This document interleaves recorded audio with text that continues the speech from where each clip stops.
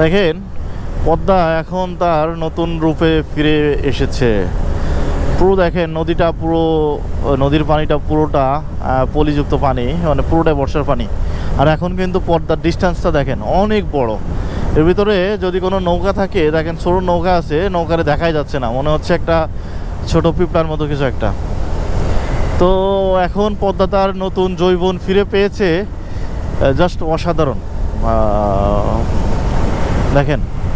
আর এই যে নদীর ভিতরে কালো কালো যে জায়গাটা দেখতেছেন, এটা কিন্তু কালো না, এটা হলো রোদের ছায়া পড়ছে, এজন্য কিন্তু কালো দেখাচ্ছে। এটা ভাবেন না যে এটা অন্যরকম পানি, ব্যাপারটা এরকম না। ওই স্থানটায় রোদের ছায়া পড়ছে, তাই ওইটা কালো দেখাচ্ছে। আমি প্রথমে ভাবতাম ওইটা হয়তো অন্যরকম পানি, আসলে পানি অন্যরকম না, ছায়ার কারণে কিন্তু এরকমটা দেখা যায়। জাস্ট অসাধারণ। পদ্মা এখন তার পুরো যৌবন নিয়ে ফিরে এসেছে।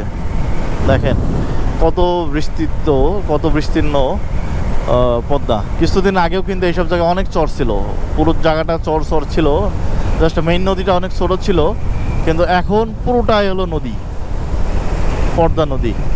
আর এই বাইক লেনের ভিতরে এই যে এইগুলো দেওয়ার খুব দরকার কিনা জানি না।